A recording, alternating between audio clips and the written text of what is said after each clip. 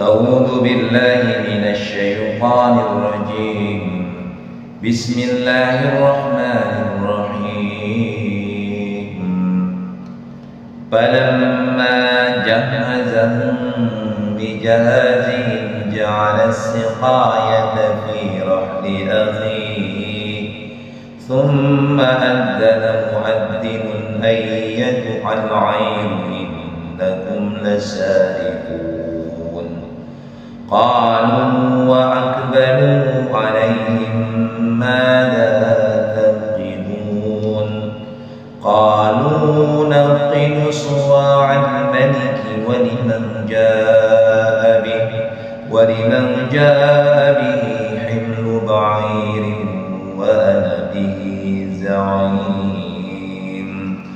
قالوا تالله لقد علمتم ما جئنا لنفسد في الأرض وما كنا سارقين. قالوا فما جزاؤه إن كنتم كاذبين. قالوا جزاؤه من وجد في رحله فهو جزاؤه كذلك نجزي الظالمين. فبدأ بأوعيتهم قبل وعاء أخيه ثم استخرجها من وعاء أخيه كذلك كدنا ليوسف ما كان ليأخذ أخاه في دين الملك إلا أن يشاء الله نرفع درجات من نشاء وفوق كل ذي علم عليم. قالوا إن يسرق فقد سرق أخ له من قبل فأسرها يوسف في نفسه ولم يبدها لهم. قال أنتم شر مكانا والله أعلم بما تصفون. قالوا يا أيها العزيز إن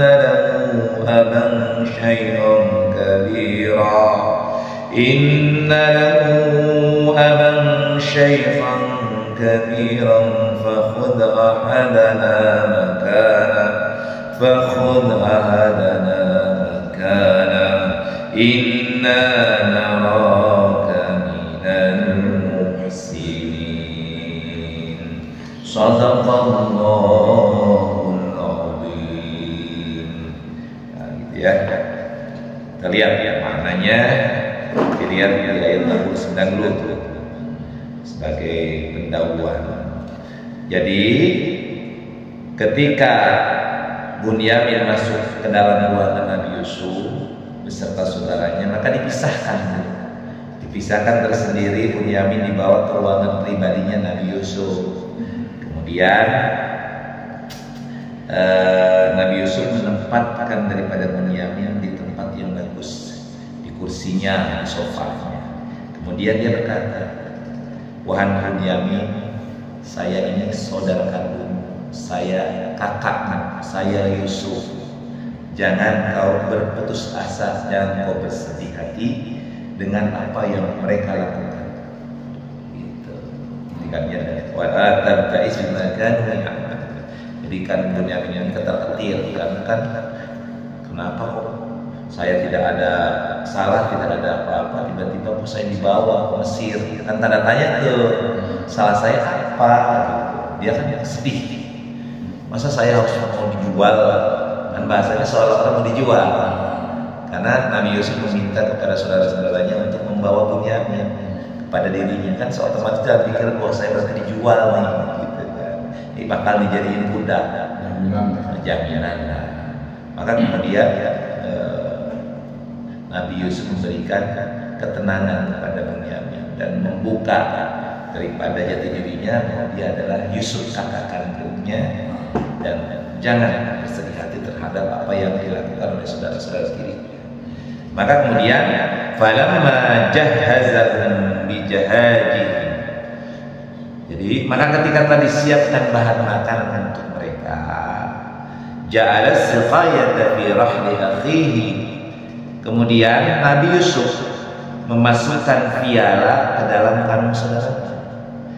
Kemudian summa adzara mu'adhdhinun ayyatuhal 'airu innahum lasariqun.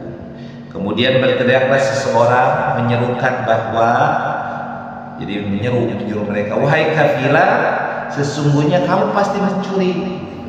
Jadi setelah disiapkan semuanya dan mereka siap menenteng bawaannya, menenteng karung yang disiapkan dan sudah diisi dengan makanan pokok yang dijanjikan, di mana dijanjikan akan memberi makanan gandum seberapa beban unta, ya kan, pada ayat sebelumnya, pada penjelasan sebelumnya. Sudah disiapkan dengan wah, ada senang ketika mereka akan membawanya, maka berteriaklah salah seorang pengawal atau petugas daripada kerajaan sesuai dengan perintah Nabi Yusuf tersebut. Apa teriakannya? Ayyatuhal 'airu innakum lasariqun. Wahai kafilah, kalian mencuri ya, gitu kalimatnya. Maka kemudian qalu wa aqbalu 'alaihim madza taqilun. Maka mereka bertanya sambil menghadap kepada mereka. Jadi ketika itu kemudian mereka yang mau berangkat pulang berpaling dan bertanya kepada orang yang mengumumkan tadi atau yang berteriak, madza taqilun, apa yang hilang? Kehilangan apa?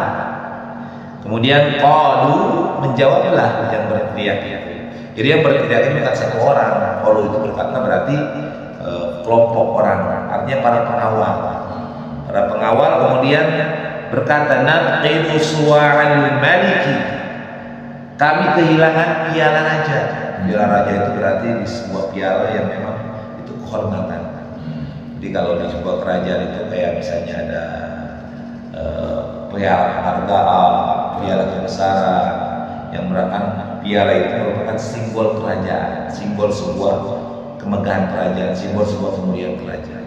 Terbuat dari emas. Ya, bisa jadi terbuat dari emas. Pastinya terbuat dari emas biasanya kalau zaman-zaman dahulu kan.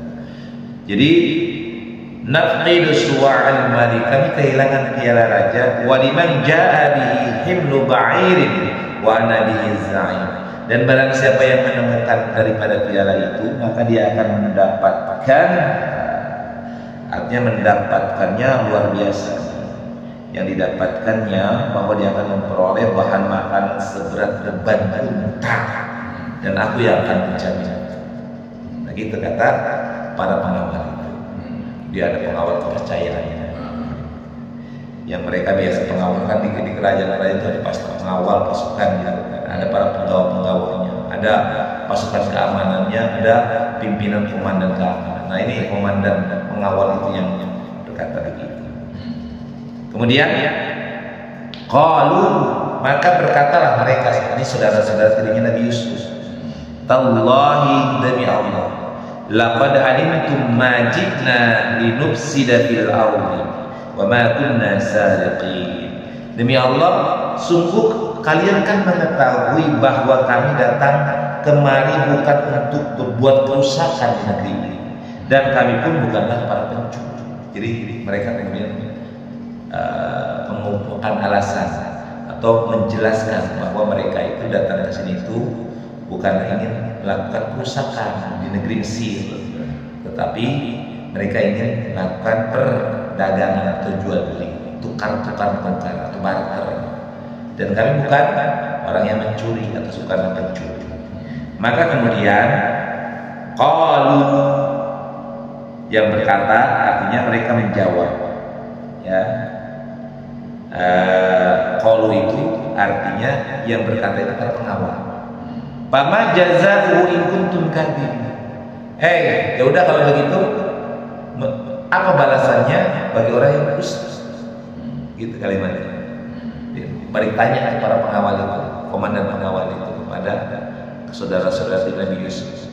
Ada saudara diri Nabi Yusuf mengatakan, kami datang kemari ini, kalian kan paham, kami kemari ini bukan ingin melakukan perusakan, bukan juga ingin mencuri, tapi kami ingin berdagang, bertukar barang. Nah kemudian kan pengawal itu, ya sudah, sekarang apa balasannya bagi orang yang ternyata berbohong, yang melakukan kebohongan dan dia mencuri. Maka kemudian kalau saudara-saudara Nabi Yusuf itu jazaa'uhu, menjawab, balasannya adalah barang siapa yang di dalam karungnya ditemukan daripada piala raja tersebut, bahwa jazaa'u, maka dia menanggung daripada hukumannya. Itu kalimatnya. Maka dia sendiri yang menanggung hukumannya. Maka kemudian kadzalika najzil dzalimin, demikianlah kami, kata Allah, memberi hukuman kepada orang yang zalim. Jadi sebelum dia lakukan hukuman, Allah sudah menjelaskan. Nah inilah salah satu hukuman bagi orang yang berbuat kezaliman. Apa hukumannya nanti akan di belakang dijelaskan. Kemudian fabada'a bi'awiyatihim qabla wi'a'i akhi, maka mulailah pemeriksaan itu dilakukan daripada memeriksa karung-karung saudara tiri Nabi Yusuf sebelum memeriksa karungnya Bunyamin, ya saudara kandung Nabi Yusuf. Sumastakhrajaha miwi'a'i akhi, kemudian barulah dia mengeluarkan dan membongkar karung daripada Nabi Bunyamin atau saudara kandungnya Nabi Yusuf. Jadi yang pertama itu dibuka itu karung-karungnya saudara tirinya dulu. Baru setelah beres, baru terakhir karungnya Bunyamin, adik kandungnya Nabi Yusuf namanya Bunyamin. Maka kemudian kadzalika kidna li Yusuf, maka kemudian Allah bilang, demikianlah kami mengatur rencana untuk Yusuf. Jadi Nabi Yusuf itu bikin rencana. Jadi rencana itu kan adalah hadir atas wahyu yang diberikan Allah, atas ilham yang diberikan Allah, atas kehendak Allah yang disampaikan kepada Nabi Yusuf. Jadi Nabi Yusuf itu nggak semena-mena membuat rencana. Jadi Nabi Yusuf punya ide untuk melakukan hal tersebut itu atas perintah Allah. Gitu. Dimulai dari rencana Allah itu dimulai dari pertama ketika Nabi Nabi Yakub alaihissalam, dia memerintahkan anak-anaknya untuk masuk ke dalam pintu yang berbeda, artinya dibagi dua kelompok. Dibagi kelompok. Jadi jangan bareng-bareng, karena kan saudara Nabi Yusuf kan banyak. Gitu. Ada 10, ada 9, kan lebih banyak ya. Maka mereka masuk dalam pintu yang berbeda, sehingga Bunyamin dibawa dengan kelompok yang berbeda. Nah kemudian pada saat yang lebih duluan adalah kelompok yang ada Bunyaminnya, kemudian dipisahkan Bunyamin dari saudara-saudaranya, baru terjadi gitu. Jadi itu semua rencana Allah. Ya, dimulai dari Nabi Yakub sampai Nabi Yusuf. yakni Nabi Yusuf berencana untuk melakukan memerintahkan kepada anak buahnya, pengawalnya untuk menyimpan daripada piala raja ke dalam karungnya Bunyamin. Maka kemudian ditemukanlah piala raja itu di dalam karung Bunyamin. Maka kemudian yang terjadi adalah maka la yakhudha akhahu fi dinil maliki illa ayyasha Allah. Dia tidak dapat menghukum saudaranya menurut undang-undang raja kecuali Allah menghendakinya. Jadi Nabi Yusuf itu nggak bisa menghukum saudara-saudaranya berdasarkan undang-undang, kecuali ada undang-undang yang menetapkan barang siapa yang mencuri maka dia hukum, gitu kan. Nah itu undang-undang yang ditetapkan oleh raja. Jadi kata Allah Subhanahu Wa Taala, dia tidak dapat menghukum saudaranya menurut undang-undang raja, tetapi kecuali Allah menghendakinya. Nah itu kehendak Allah. Kemudian narfa'u darajati man nasya, Allah mengatakan bahwa kami mengangkat derajat orang yang kami kehendaki, wa fawqa kulli dzi ilmin alim, dan di atas setiap orang yang berpengetahuan ada yang mengetahui. Jadi kalimat ini sebuah penjelasan dari Allah. Jadi cerita itu kemudian dijelaskan, kan ini seolah-olah Allah menceritakan kisah Nabi Yusuf kepada Nabi Muhammad. Nah ini penegasannya, Allah mengangkat derajat pada siapa yang Allah kehendaki, dan di atas setiap orang yang memiliki pengetahuan ada yang lebih mengetahui. Ya Allah, di atas orang yang pintar ada yang lebih pintar, Gitu kalimatnya. Kalau orang merasa pintar, ada yang lebih pintar. Kalau ada orang yang merasa tahu, ada yang lebih tahu. Siapa? Allah Maha tahu. Gitu kalimatnya. Maka penegasannya seperti itu. Kemudian dilanjutkan di ayat yang ke-77. Qalu, maka mereka berkata. Yang berkatanya saudara Nabi Yusuf. Karena ternyata piala raja itu ditemukan di dalam karungnya Bunyamin. Maka kemudian saudara-saudara dari Nabi Yusuf berkata, iya seret, jika Bunyamin mencuri, faqad saraqa akhul lahu min qabl. Maka sebenarnya saudaranya si Bunyamin itu sudah mencuri. Jadi Nabi Yusuf disuruh mencuri. Jadi kalau Bunyamin itu mencuri nih, jadi ceritanya mulai kambing. Oh, nih si Bunyamin ini mencuri. Dulu juga tuh saudaranya sudah mencuri juga. Maka kemudian Nabi Yusuf yang mereka nggak tahu, Pak Asarra Yusufu fi nafsi wa lam yubdiha lahum. Maka kemudian Nabi Yusuf menyembunyikan kejengkelan dalam hatinya dan tidak ditampakkan kepada mereka. Jadi ketika ngomong ke saudara-saudara jadinya itu begitu. Ya Tuhan, ini si Bunyamin mencuri. Dulu saudaranya dia juga mencuri. Padahal yang dihadapannya adalah Nabi Yusuf, tetapi mereka tidak mengetahuinya. Tapi kemudian Nabi Yusuf menyembunyikan rasa kejengkelannya, tidak menampakkan itu di hadapan mereka. Gitu kalimatnya. Tapi dia penyidak dalam hatinya. Kurang ajar gitu, kalau kita nggak tahu siapa ya gitu, ngomong begitu gitu kalimatnya. Kemudian kul antum syarrum makana. Nah, maka ini kejengkelannya, ucapan yang diungkapkan dalam hatinya adalah kedudukanmu justru lebih buruk gitu kan. Ngomong begitu, lu tuh yang buruk, yang jahat, kedudukanmu tuh memang lebih rendah, lebih hina dalam hati Nabi Yusuf. Kul antum syarrum makana. Qala antum syarrum makana. Kalian, Nabi Yusuf berkata dalam hatinya, kalianlah yang lebih buruk kedudukan. Wallahu a'lamu ma tasifun, dan Allah Maha mengetahui apa yang kamu terangkan di dalam hati itu. Jadi ketika mereka mengatakan, wah, dulu juga saudaranya si Bunyamin itu pencuri Tuhan. Maka Nabi Yusuf yang mendengar itu ya langsung jengkel dalam hatinya, tapi tidak menampakkannya, tetapi dalam hati mengatakan begini, kalian yang lebih buruk kedudukannya. Dan Allah Maha mengetahui terhadap apa yang kamu ungkapkan itu dalam hati. Qalu, kemudian mereka berkata, yang berkata saudara-saudara Nabi Yusuf, ya ayyuhal aziz, wahai al-aziz, artinya wahai raja. Karena Nabi Yusuf itu kan seolah-olah pada saat itu adalah penguasa. Al-aziz itu penguasa, artinya dia sebagai menteri, sebagai bendahara negara yang memegang keuangan negara. Qalu, para saudara Nabi Yusuf, saudara dirinya berkata, ya ayyuhal aziz, wahai al-aziz, wahai sang penguasa, inna lahu, sesungguhnya Bunyamin ini abang syaikhun kabira, dia memiliki orang bapak yang sudah sangat tua. Gitu. Fakhud ahadana makana, maka biarlah salah seorang di antara kami menggantikan kedudukan Bunyamin ini. Nah, jadi di antara saudara siswa ada yang baik juga, ada yang masih memiliki jiwa satria, gitu. Maka inna naraka minal muslimin, karena kami melihat engkau adalah orang yang berbuat baik, atau yang sangat memiliki sifat yang baik, memiliki kebaikan-kebaikan. Jadi ayat 78 menjelaskan tentang bagaimana ada masih di antara salah seorang nabi, saudara Nabi Yusuf itu memiliki sifat yang satria, yang masih mau, karena itu kan terjadi dulu. Jadi dalam hadis itu dijelaskan ada saudara tuanya yang masih memiliki sifat kesatria.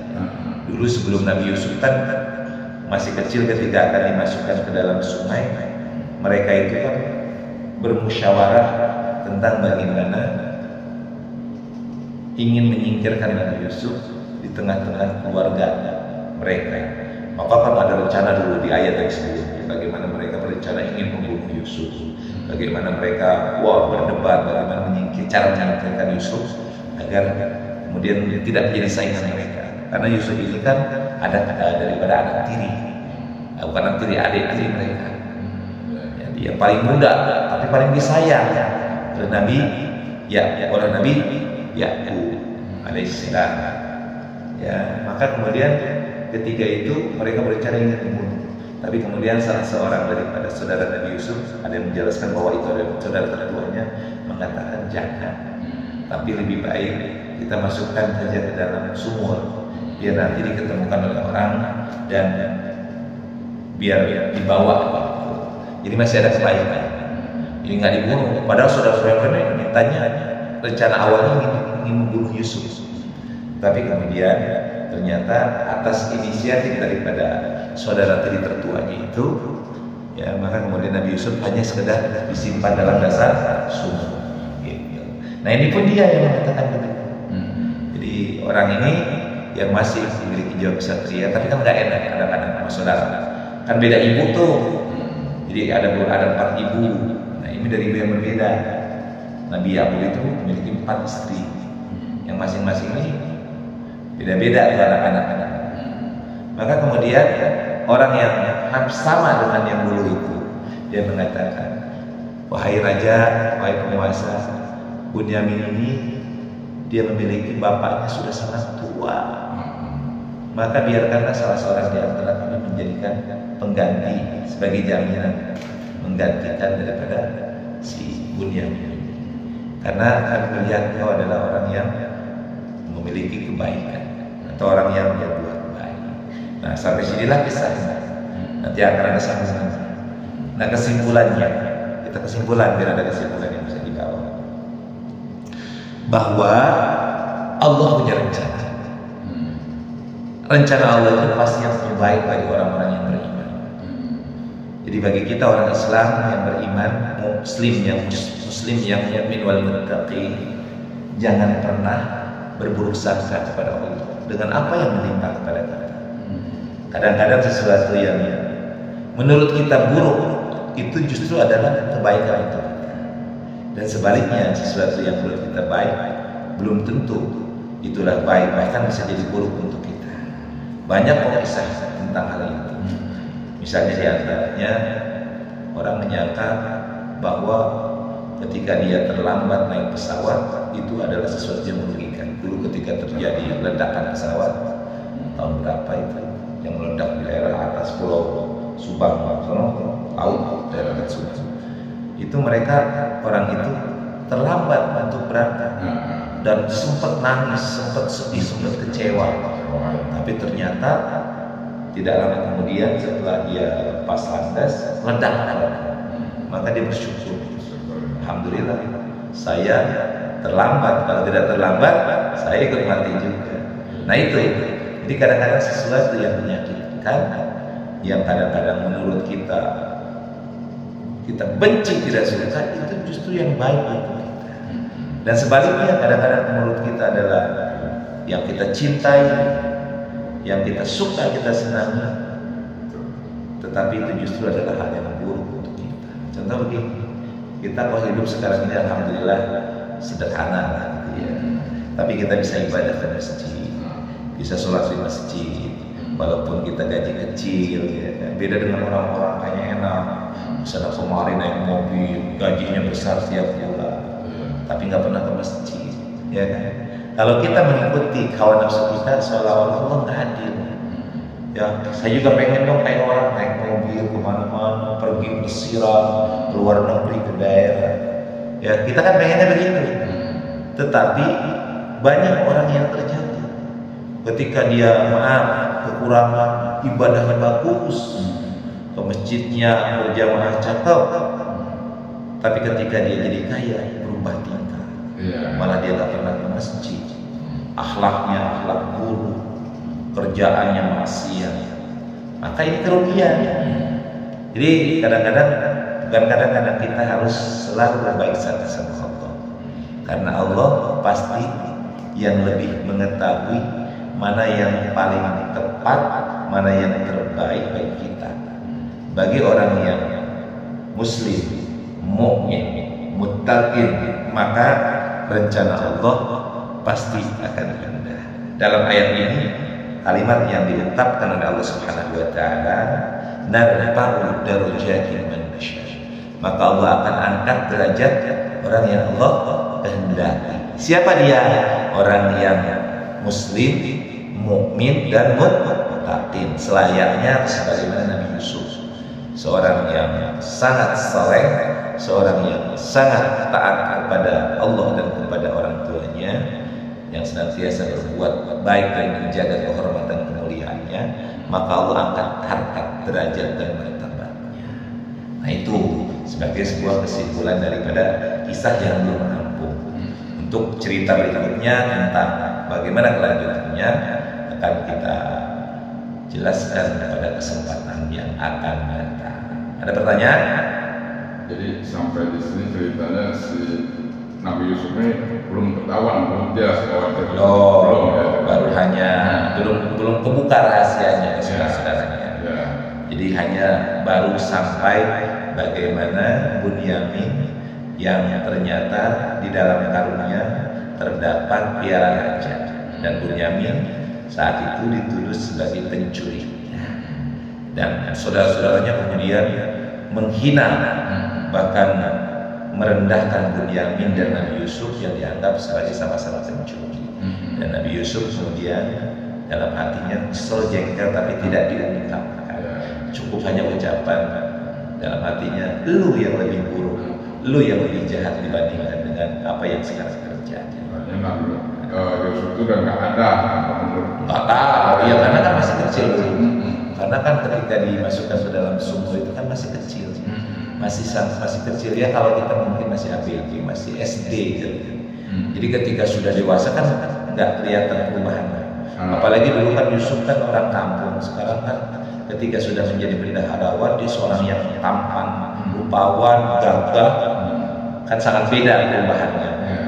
Nah, sekarang kalau misalnya anak masih 7 tahun atau 6, 8 tahun, 9 tahun, kemudian kita bertemu dia udah umur 25 tahun, kan terjadi perbedaan. Kita juga nggak hafal kan. Jadi masa kecil yang diasingkan ke dalam sumur kemudian sudah dewasa, ya itu pasti nggak kenal. Ya, maka kemudian Nabi Yusuf masih mengenali karena saudara-saudaranya sudah besar kan itu. Jadi ketika Nabi Yusuf dimasukkan ke dalam sungai itu, saudara-saudaranya sudah dewasa, sudah umur 20-an, udah pada dewasa. Jadi Nabi Yusuf hafal sama ayah kita, sama bapak kita, ya kan? Ketika kecil kita hafal sama bapak kita. Bapak kita tentu belum hafal. Kalau kita sudah besar, bapak kita nggak pernah ketemu. Itu kan? Ya nggak usah jauh, misalnya Pak Darlan, kalau Pak Darlan 10 tahun aja nggak pulang ke kampung, anak kecil yang tadinya bayi tiba-tiba sudah umur menjadi ABG, kira-kira kenal nggak? Nggak kenal 10 tahun, apalagi dengan masa yang lama. Nah itu seperti itu. Jadi Yusuf mengenali saudara tirinya, tapi saudara tirinya tidak mengenali Yusuf. Nah ini cerita akhir ini adalah bahwa mereka ingin menggantikan posisi daripada Bunyamin untuk dipenjara, tetapi cerita berikutnya nanti akan dijelaskan. Ya, cukup ya. Shadaqallahul azim. Alhamdulillah.